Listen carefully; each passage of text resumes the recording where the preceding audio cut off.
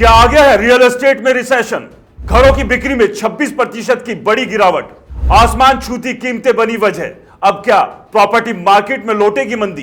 देश के कई महानगरों में नहीं बिक रहे हैं घर। रियल एस्टेट सेक्टर को लेकर लगातार अलग अलग खबरें आ रही है।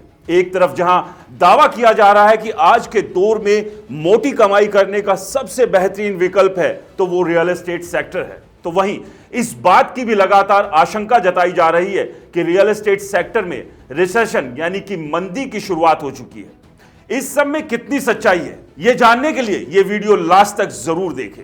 नमस्कार, मेरा नाम है राज के वर्मा और आप देख रहे हैं रिपोर्टर जी। अगर आपने रिपोर्टर जी चैनल को सब्सक्राइब नहीं किया तो सबसे पहले चैनल को सब्सक्राइब जरूर करें, लाइक और कमेंट्स करना बिल्कुल ना भूलें। देश में रियल एस्टेट सेक्टर में तेजी से और लगातार प्रॉपर्टी के दामों में तेजी देखने को मिल रही है। हालात यह है कि मध्यम वर्गीय परिवारों के लिए फ्लैट खरीदना अब एक सपने जैसा होता जा रहा है। इसके पीछे वजह है 2 से 3 BHK फ्लैट की कीमत ही 2 से 5 करोड़ या इससे ज्यादा पहुंच चुकी है। ऐसे में एंड यूजर्स मार्केट में कम हो रहे हैं, तो वहीं इन्वेस्टर्स भी वैसी दिलचस्पी नहीं दिखा रहे हैं जैसी कुछ समय पहले तक देखी जा रही थी।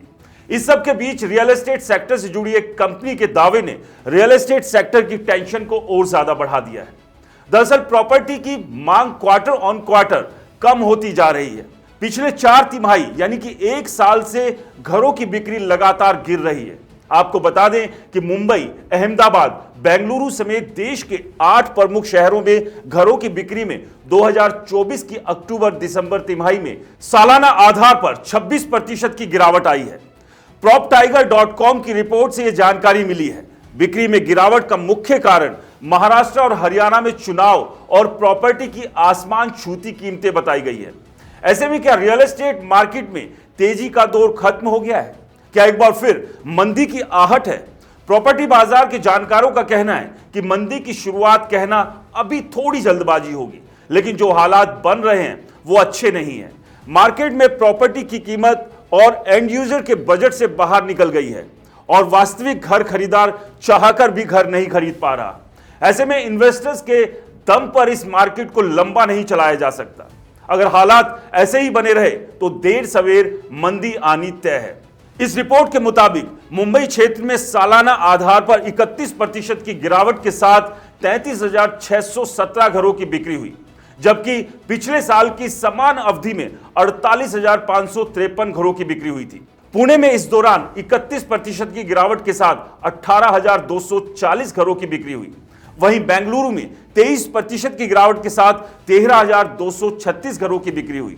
हैदराबाद में 36% की गिरावट के साथ 13,179 घरों की बिक्री हुई है और चेन्नई में 5% की गिरावट के साथ 4,073 घरों की बिक्री हुई।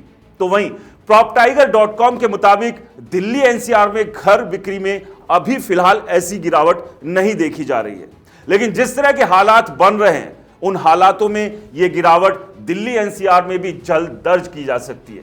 ऐसे में इस मंदी को रोकने के लिए न केवल रियल एस्टेट सेक्टर बल्कि सरकार को भी सोचना होगा।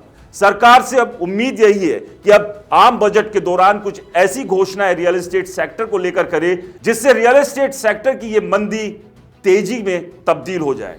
तो वहीं रियल एस्टेट सेक्टर से जुड़े हुए डेवलपर्स और बिल्डर को भी लगातार हो रही धांधलियों से बचने की जरूरत है, क्योंकि यह भी देखा जा रहा है कि बिल्डर लगातार अपने प्रोजेक्ट्स को प्री लॉन्च में बेच रहे हैं, यानी कि रेरा रजिस्ट्रेशन के बगैर ही वो बुकिंग ले रहे हैं, जो कि पूरी तरह से गैर कानूनी है। इसका असर रियल एस्टेट सेक्टर पर जो एक भरोसा बना था उस भरोसे के टूटने में तब्दील हो सकता है। तो ऐसे में रियल एस्टेट सेक्टर से जुड़े लोगों को भी जिम्मेदार बनने की जरूरत है। रियल एस्टेट सेक्टर में क्या लगता है, आपको मंदी का दौर शुरू हो गया है? हमें कमेंट्स कर जरूर बताएं। रिपोर्टर जी चैनल को सब्सक्राइब नहीं किया है तो चैनल को सब्सक्राइब करना ना भूलें। नमस्कार।